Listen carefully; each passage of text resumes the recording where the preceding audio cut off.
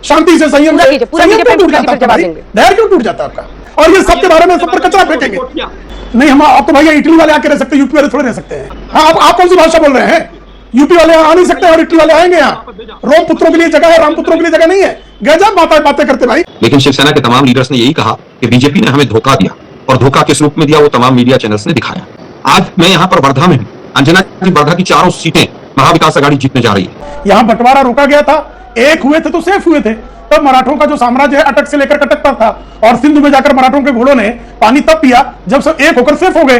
तो महाराष्ट्र में इसके लिए पिच एकदम अनुकूल है। अंजना जी, फलाना ने ये कहा, उसने ये कहा, मौलाना ने ये कह दिया, पंडित जी ने कह दिया। अरे भाई इन चीजों से बाहर निकलिए। आपका केवल एक एजेंडा है, हिंदू मुस्लिम करना। फलाने ने ये कहा था, टिकड़े ने कहा था। दोस्तों नमस्कार, स्वागत है आप सभी का। आप देख रहे हैं एसके डिबेट। आज की डिबेट महाराष्ट्र विधानसभा चुनाव को लेकर होने वाली है। 20 नवंबर को महाराष्ट्र में वोटिंग होनी है। ऐसे में चुनाव प्रचार भी अपने अंतिम दौर में है। एक तरफ बीजेपी का नारा है बटेंगे तो कटेंगे और एक रहेंगे तो सेफ रहेंगे, और बीजेपी का दावा है कि 23 नवंबर को महायुति की पूर्ण बहुमत की सरकार बनने जा रही है। तो वहीं दूसरी तरफ राहुल गांधी अभी तक उन्हीं मुद्दों को उठा रहे हैं जो उन्होंने 2024 के लोकसभा चुनावों में उठाए थे, संविधान और जातिगत जनगणना। अब सबसे बड़ा सवाल यही है कि 23 नवंबर को नतीजे किसके पक्ष में आएंगे, महायुति या फिर महाविकास आघाड़ी? आज की डिबेट इसी मुद्दे पर होने वाली है। बीजेपी की तरफ से प्रेम शुक्ला जी हैं और आलोक शर्मा कांग्रेस पार्टी की तरफ से हैं। दोस्तों वीडियो बहुत मजेदार होने वाली है। आपसे अनुरोध है वीडियो को अंत तक जरूर देखें। वीडियो पसंद आए तो लाइक करें, शेयर करें, कमेंट करें और मेरे चैनल को सब्सक्राइब करें। तो दोस्तों मेन डिबेट स्टार्ट करते हैं। चलिए शुरू करते हैं। क्या आप लोग को भी चैलेंज ये मिलता है, क्योंकि कई जगहों पर उद्धव ठाकरे के इस फैसले को लेकर भी प्रश्न आते हैं, आपके लिए भी उतना ही अननेचुरल अलायंस है? कांग्रेस पार्टी हमेशा शिवसेना के खिलाफ लड़ती रही और फिर उद्धव ठाकरे के साथ आप लोग इस बार चुनावी मैदान में हैं। मतलब साथ मिलकर महाविकास आघाड़ी का पहला विधानसभा चुनाव है ना ये। तो आपको भी जनता के लिए को कन्विंस करना, क्योंकि आप शिवसेना से हमेशा पारंपरिक रूप से लड़ते रहे और इस बार उद्धव ठाकरे के साथ चुनाव लड़ रहे हैं। ठीक है, मुझे लगता है अंजना जी, तमाम पार्टियां साथ रही, तमाम पार्टियां दूर हुई। बीजेपी की सबसे पुरानी अलायंस थी शिवसेना, लेकिन शिवसेना के तमाम लीडर्स ने यही कहा कि बीजेपी ने हमें धोखा दिया और धोखा किस रूप में दिया वो तमाम मीडिया चैनल्स ने दिखाया। अच्छा 50-50 खोखे की चोरी की सरकार चला रहे हैं ये लोग और बात करते हैं भ्रष्टाचार की। इलेक्ट्रोल बॉन्ड का पैसा खाके, पीएम केयर्स फंड का पैसा खाके सरकारें गिराते हैं ईडी सीबीआई से, और ये लोग भ्रष्टाचार की बात करते हैं। अटल सेतु की दरारें भी याद होंगी। 1200 रुपए टोल लगा के अटल सेतु के ऊपर दरारें भी जनता ने देखी है। छत्रपति शिवाजी महाराज की मूर्ति में सैकड़ों करोड़ का गबन कर दिया इन लोगों ने। महाराजा छत्रपति शिवाजी महाराज को भी नहीं छोड़ा और ये लोग बात करते हैं। आज मैं यहाँ पर वर्धा में हूँ। अंजना जी वर्धा की 4 सीटें महाविकास आघाड़ी जीतने जा रही है। पूरी तरह से यहाँ की जनता इन तमाम जो विभाजनकारी जो वायदे और जो नारे दिए जा रहे हैं उनसे पूरी तरह से अपने आप को अलग रख रही है। आज वो पूछ रहे हैं कि महाराष्ट्र के उद्योग गुजरात क्यों गए। आज वो पूछ रहे हैं कि महाराष्ट्र का किसान, उसकी आमदनी कितनी बढ़ी कितनी घटी। आज वो पूछ रहे हैं महाराष्ट्र के युवा को कितनी नौकरी मिली। आज किसानों की सुसाइड रेट क्यों बढ़ गई। आज महाराष्ट्र का युवा पूछ रहा है कि मुझे रोजगार कैसे मिलेगा। उनको इन तमाम भाषणों से कोई लेना देना नहीं। आज न मुगलों का शासन है, आज संविधान का शासन है, और संविधान किसी भी रूप में किसी भी धर्म को एक दूसरे के खिलाफ किसी भी तरह की घृणा की भाषा को बर्दाश्त नहीं करता है। प्रेम शुक्ला जी, देखिए हिंदुत्व की जो पिच पर आप चाह रहे हैं कि बॉलिंग भी करें बैटिंग भी करें, क्या वो पिच महाराष्ट्र में आपको बनती हुई दिख रही है? अगर आप ही के उत्तर प्रदेश के उप मुख्यमंत्री कहते हैं कि नहीं ये हमारा नारा नहीं है, पीएम वाला जो नारा है एक रहेंगे सेफ रहेंगे, वो हमारा नारा है, तो क्या है मामला, क्या है? पिच कहीं मतलब उबड़ खाबड़ तो नहीं हो गई है? नहीं, पिच बहुत बढ़िया है, मौसम भी बहुत बढ़िया है, मौसम में नमी भी ज़्यादा नहीं है।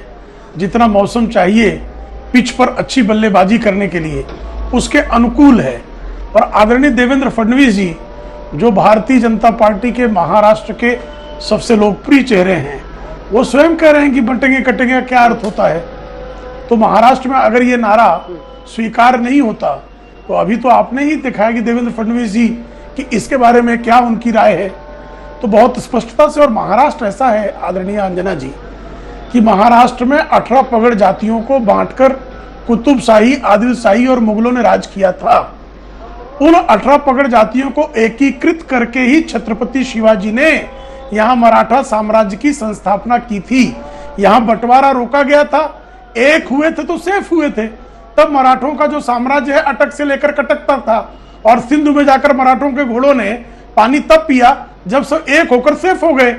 तो ये मराठा महाराष्ट्र की धरती पर हिंदवी स्वराज की संस्थापना के हुंकार ने यह सदियों पहले सिद्ध कर दिया है कि बटेंगे तो कटेंगे और एक रहेंगे तो सेफ रहेंगे।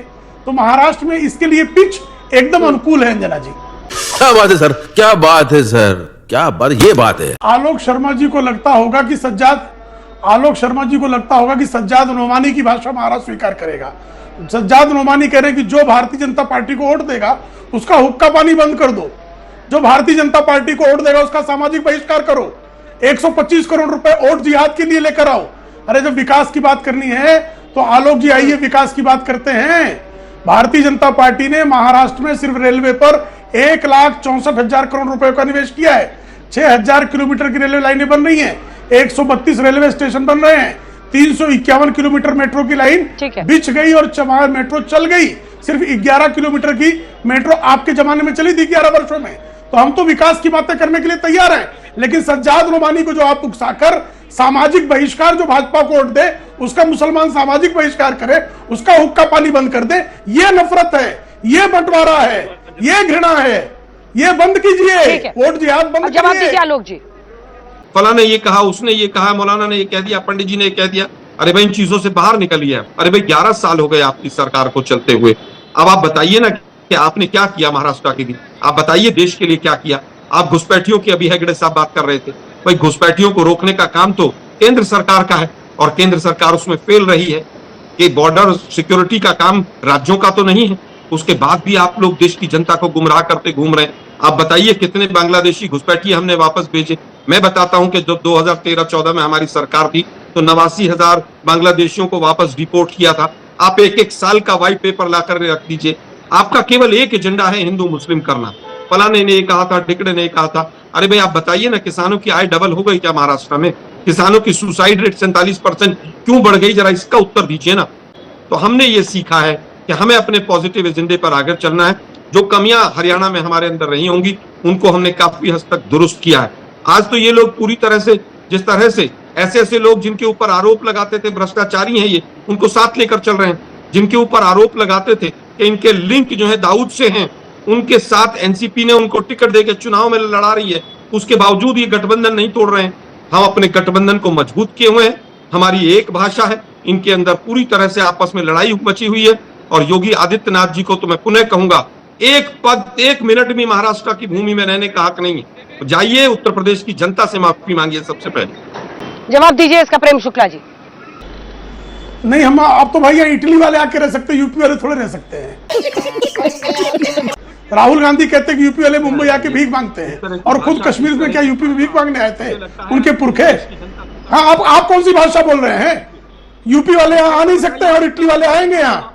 रोम पुत्रों के लिए जगह है, राम पुत्रों के लिए जगह नहीं है। गजब बातें करते भाई, गजब की भाषा है। इनके लोग जो है वो डिवाइन जो है, बड़े हैं, वो उनको तो उनके बारे में बोल नहीं सकते हैं, और ये सबके बारे में सब पर कचरा फेंकेंगे। क्यों बीच में बोल रहे? मैं सुन रहा था ना आपको। काहे अभी अब आप जो है चिल्लाने? सुनिए, मैं सुन रहा था ना आपको, सुन रहा था ना मैं आपको शांति से, संयम से। संयम क्यों टूट जाता है भाई? धैर्य क्यों टूट जाता है आपका? 2.5 वर्षों में आपका मुख्यमंत्री 2 दिन जो है वो मुख्यमंत्री कार्यालय जाता है। खिचड़ी में घोटाला आप करें। कोरोना के समय खिचड़ी, उसमें घोटाला कर दिया। कोरोना के समय जो शेल्टर्स बने उसमें घोटाला कर दिया।